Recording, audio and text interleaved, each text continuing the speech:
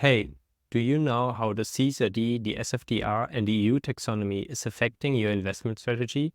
If not, definitely have a listen to this podcast episode because I'm talking to Sydney Straver, who's an absolute expert in those three topics, and she will explain how those topics are connected with each other and how you can make sure to be well prepared for SFDR, CSRD, and the EU taxonomy. Enjoy.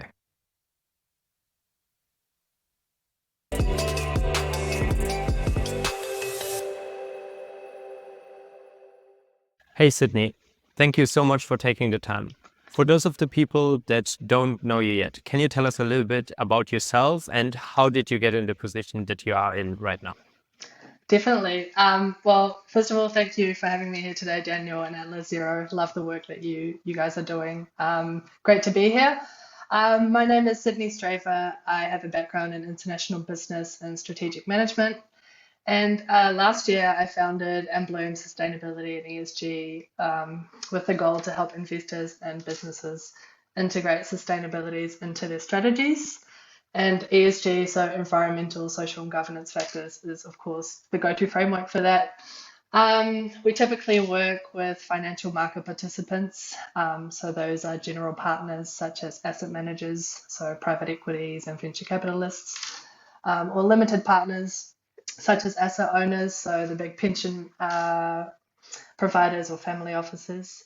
And general partners are kind of a sweet spot client because when we work with them, we also get to work with the portfolio companies that they invest in because of their active ownership model.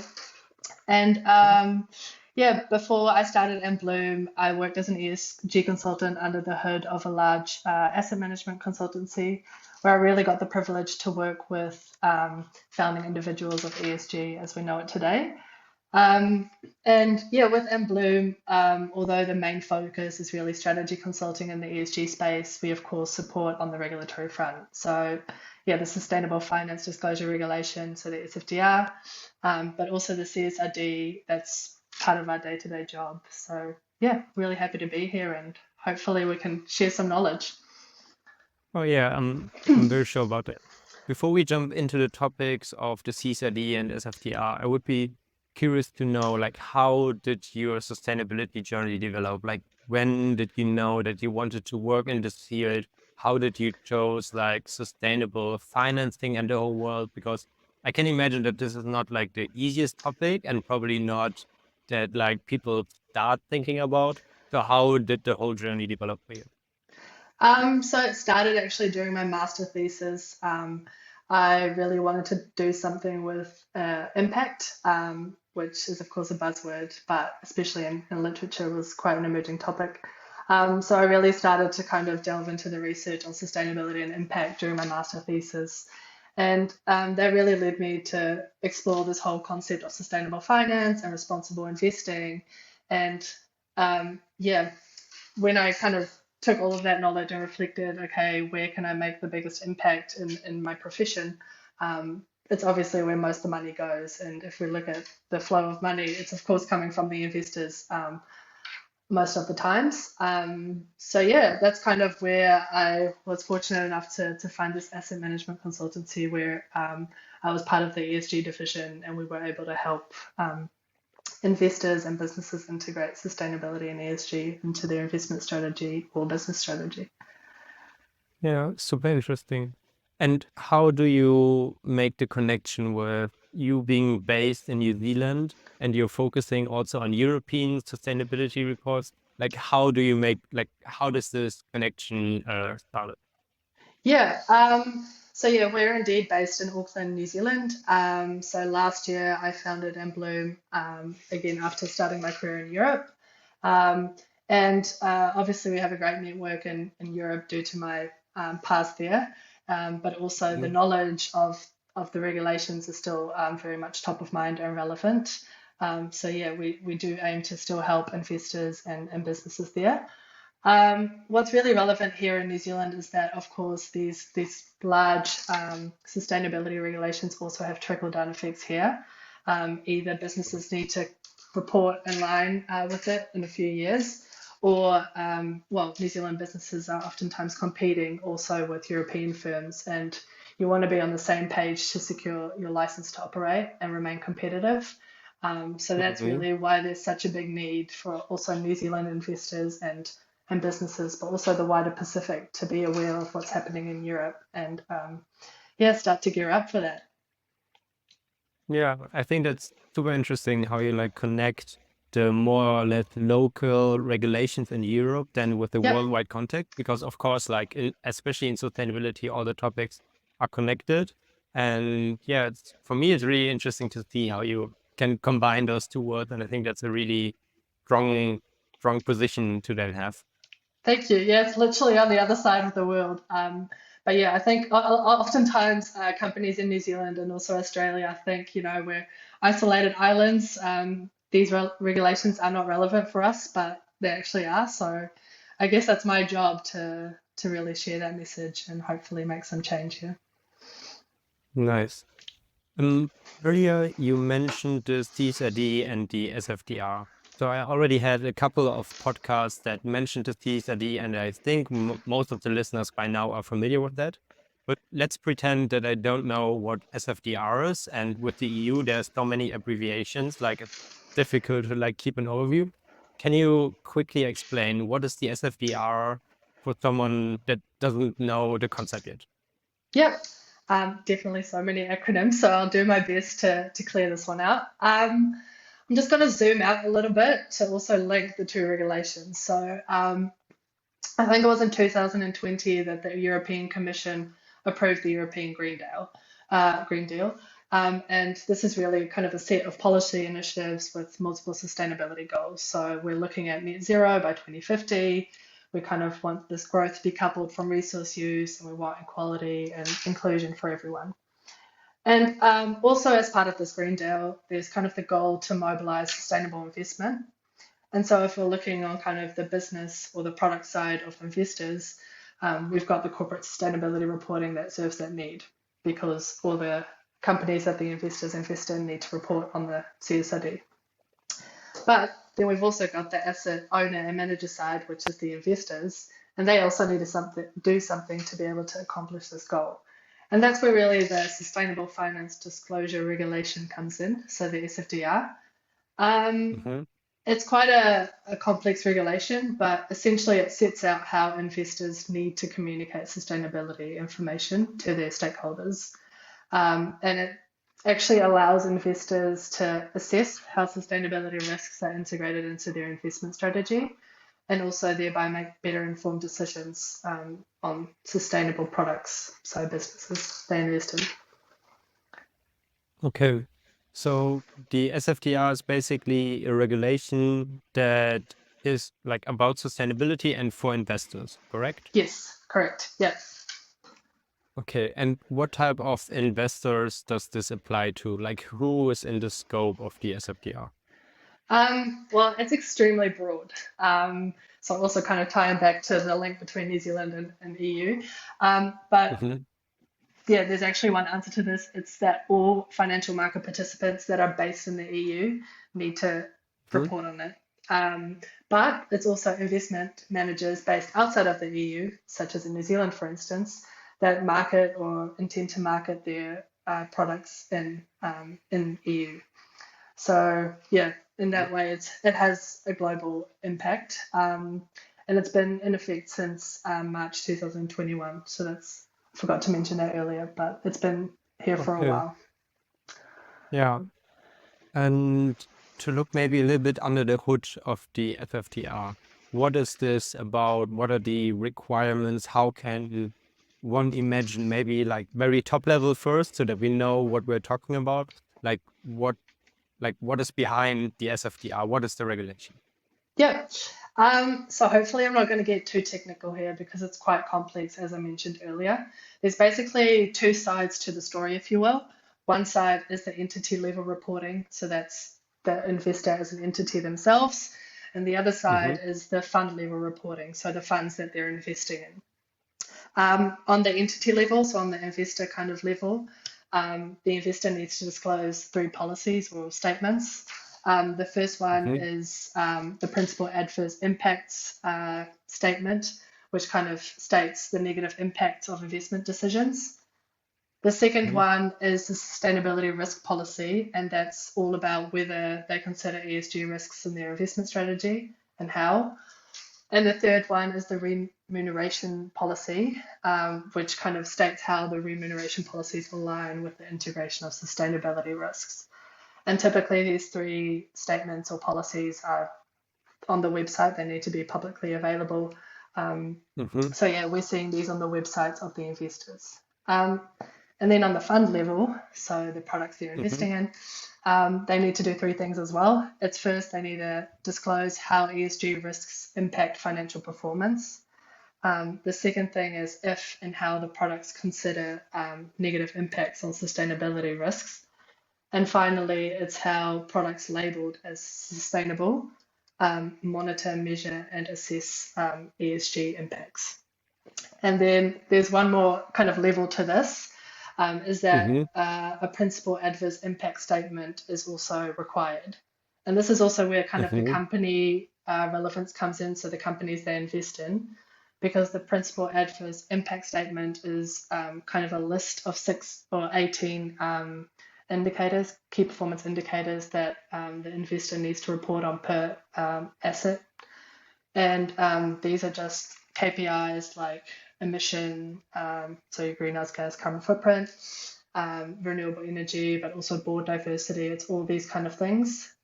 So if you're investor owned and you're listening to this podcast, you're most likely already reporting on these to your investor because your investor's Mm-hmm. mandated to report that.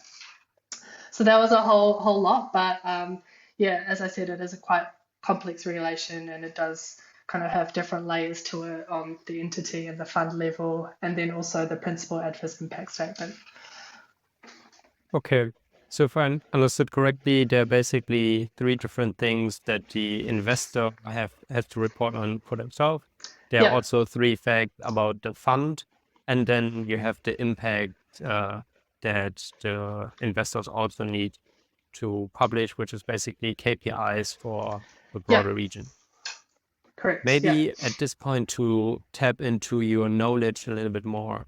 When you look at those three things, like, can you tell, like, what from your experience or the experience of the companies that you're working with, what are things that are more complicated to do? What are things that are easy to do?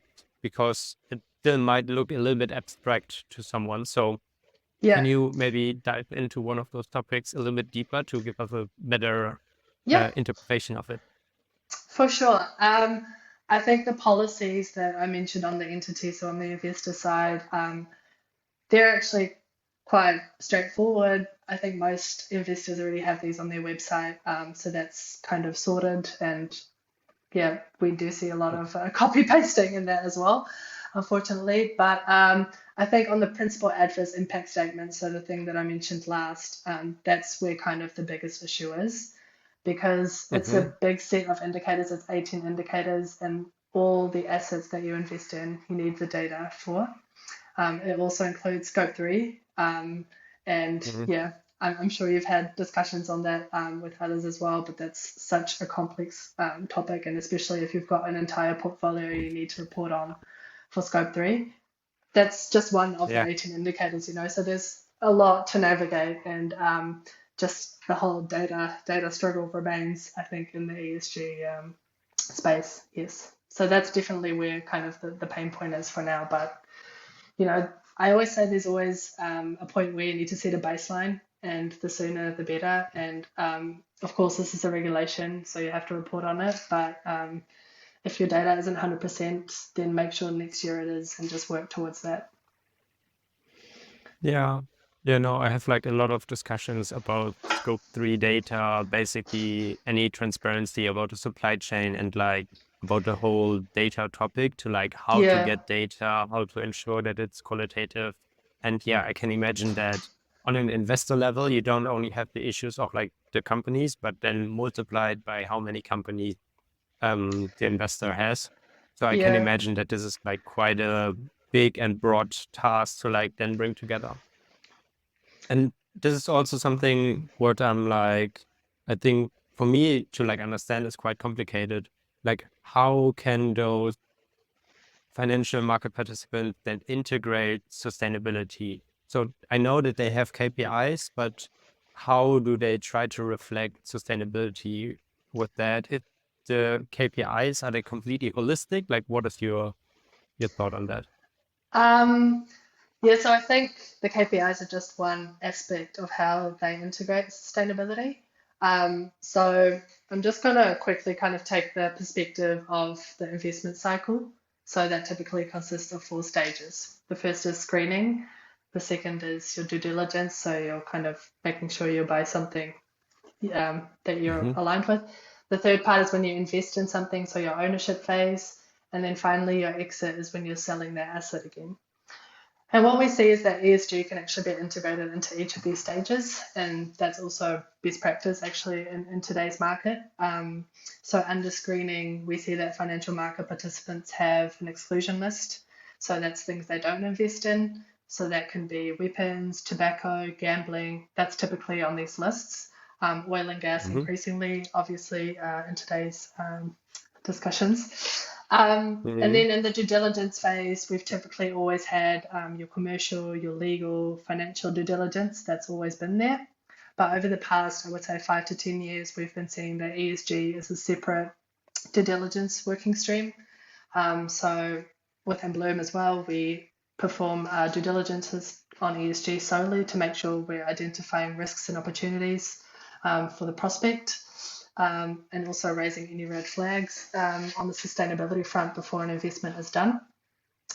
And then during the ownership phase, so once they've invested in it, with active owners, so that's kind of like I said earlier, the general partners, the private equities, and the venture capitalists, because they have sometimes majority ownership in the board, it's easier to have an impact on and a voice on what the companies need to be doing. And we increasingly see the monitoring of ESG performance within all the companies, the entire portfolio they invest in. Um, that's also where we come in as ESG advisors. We help, we sit together with all the investment teams and the boards of the companies to make sure ESG is on the agenda.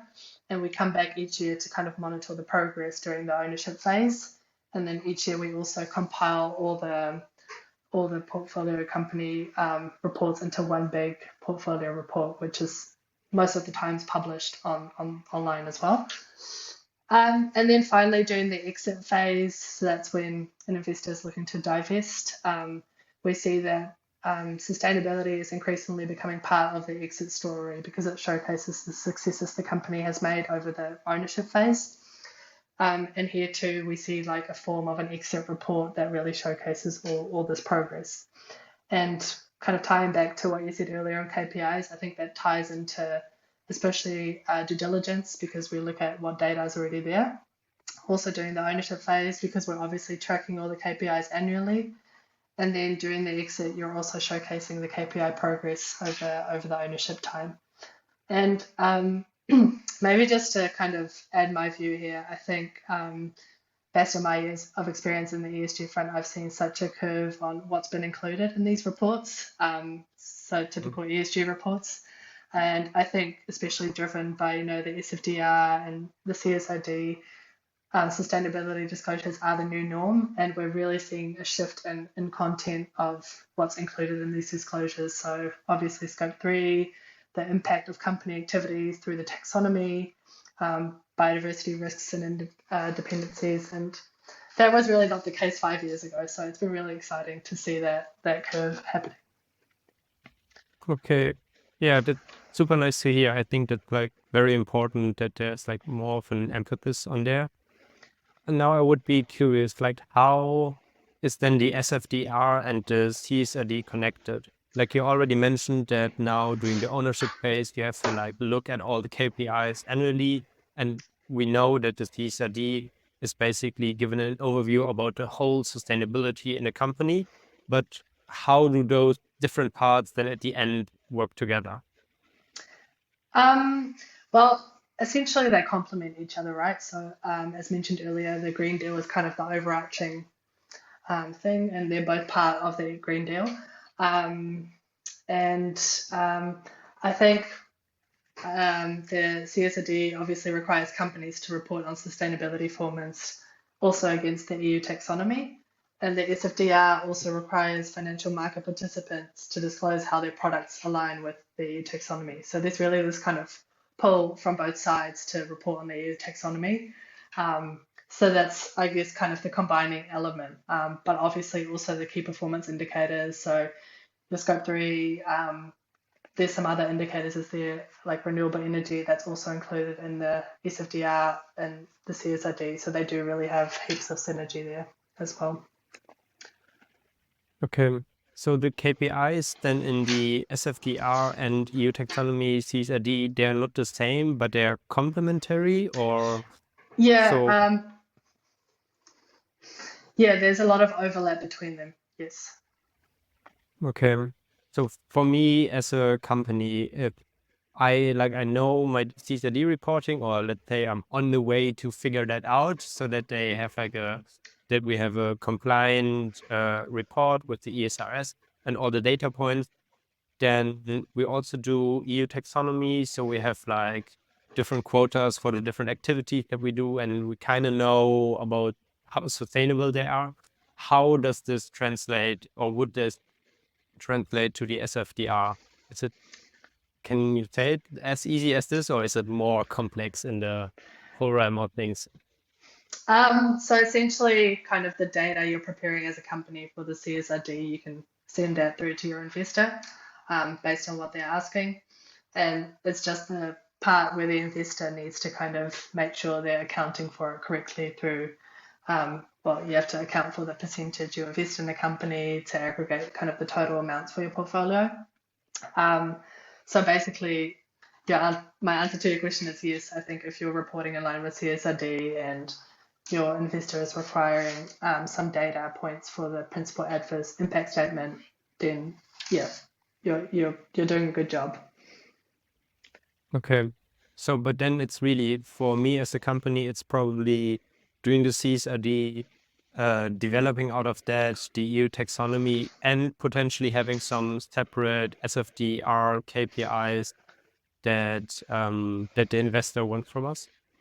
Yes, definitely. And I think it's also really important for companies to really obtain their investor buy-in when they're kind of preparing for all of this, right? So make sure when you're preparing your sustainability report or you're preparing your sustainability data for the CSRD, you're incorporating your investor in the decisions you're making, and also making Mhm. sure you're tracking all the data the investor needs for their SFDR statement. And I think it also kind of ties back to what we've always had on the financial side, right? Because companies have also for long been preparing their financial reports, but have also needed to communicate their financial data to their investors. And investors may sometimes need different data than what's been in the financial reports. And I think it's kind of a similar story to what we've been having in the kind of the financial reports now with the non-financial ones. Yeah. Yeah, no, definitely makes sense. For what would you recommend for companies to then improve on their activities for investors? So like they already work on sustainability, they're already doing stuff for the CSRD, but what would be a particular focus that they could take to then improve their whole their documentation for the SFDR? Yeah, I think again it's three things, and the first one I just mentioned is kind of that investor buy-in, which is really important. Just Hmm. having that two-way communication there is very, very key. And I've seen times where this doesn't happen, and it's quite alarming. So make sure that's sorted. The other two things. So the first one is make sure you're standardizing your processes. Make sure you've got good data collection systems to gather the right data, and make sure it's kind of consistent and verifiable as we've got this increasing discussion on third-party audits. I think it's also really important to standardize timelines for your annual reporting cycles, and make sure you're also discussing this with your investor again, so that your investor is also able to submit this SFDR statements on time, because they rely on the company data to do that. So that's really important as well. And the third thing is really comparable reporting, because investors always want to highlight the progress across their portfolio over time, and Mhm. ensuring consistency in the way you report is really key to allow for that. So of course, the CSRD and the SFDR has standards on what needs to be reported and the way to do it. But also think about standards that are backed by EU regulations such as the Greenhouse Gas Protocol, Science-Based Targets, Task Force for Nature-related Disclosures. If you do choose to report on those kind of things, make sure you're just aligning with what's best practice out there so that your investor can also communicate that. Um, and maybe also good to include that sometimes we do see that the investor actually demands their portfolio to use a particular data collection system, data software. And that has also worked pretty well on the investor side and on the company side as well. It's quite easy because you'll have kind of a platform that shows you what your investor is looking for. Um, Yeah, no, I think that's very good recommendations. Let's keep on the goggles of like the company that like tries to improve for SFDR. In your experience or what you have seen in the market so far, are there any more recommendations where you're like, oh, companies should definitely like make sure to do this? Or maybe you also saw other examples where you're like, oh, be careful to not do those mistakes because, um, yeah, let's just assume that the companies that are listening to this, they are on their way to like do this TCD reporting. They are putting more scrutiny on their supply chains and they're looking into everything more. So the data collection is on its way. But what do they need to keep in mind to then, yeah, make sure that they are also prepared for eventual SFDR.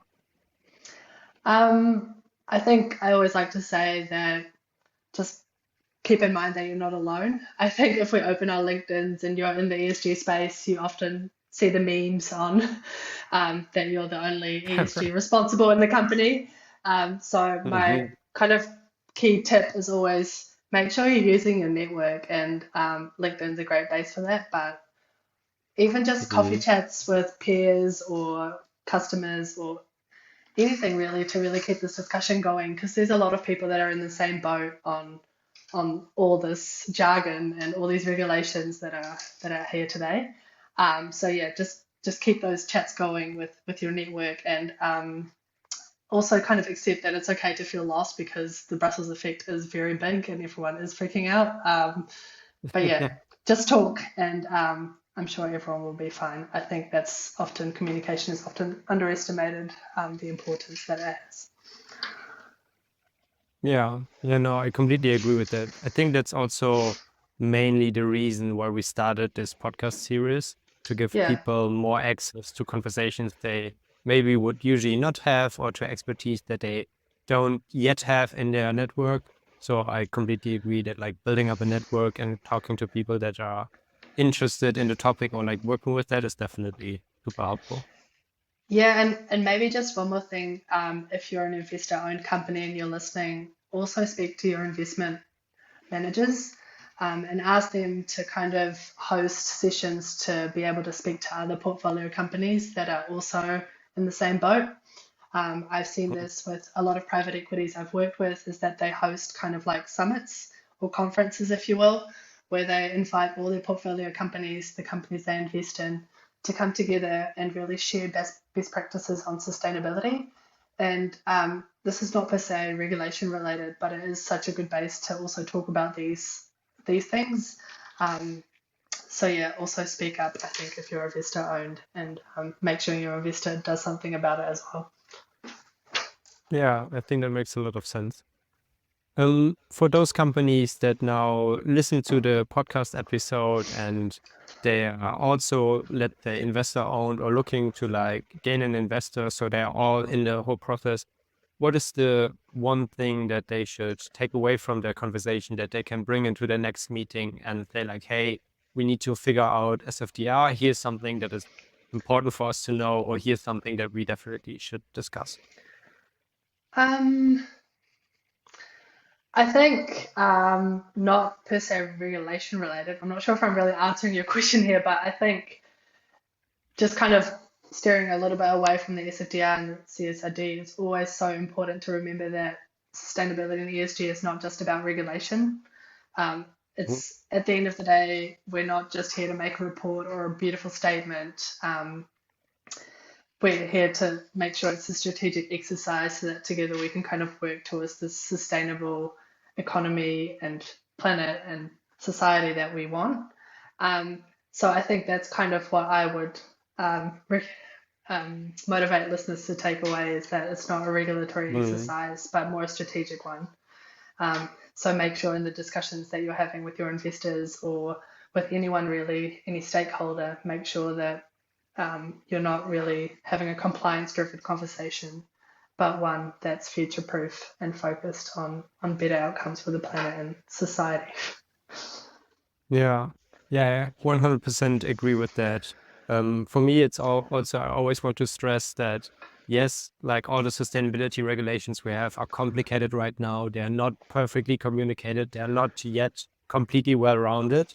But if we just imagine that we live in a world where all the companies track their sustainability data and they make management decisions on it, and financing is based on those numbers, I think there would definitely be a better world to live in and would have like huge positive outcomes.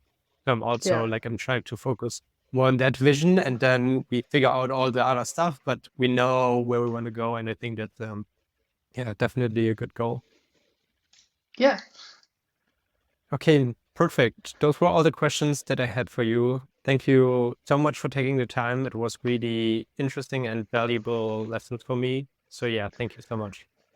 Well, likewise, Daniel, thanks again for having me, and it was great to be able to share, my experience with the SFDR so far, and hopefully some learnings for companies to take away.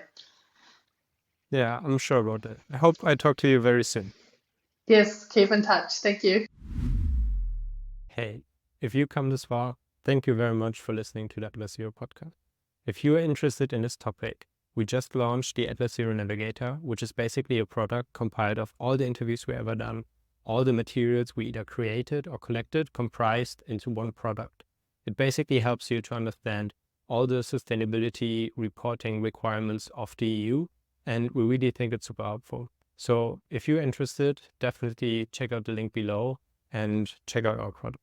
And also, and I have to ask this, please like and subscribe to our channel. Like, it helps us a ton to reach more people. And at the end, our goal is to help as many companies as possible. So you can help us a little bit in achieving that.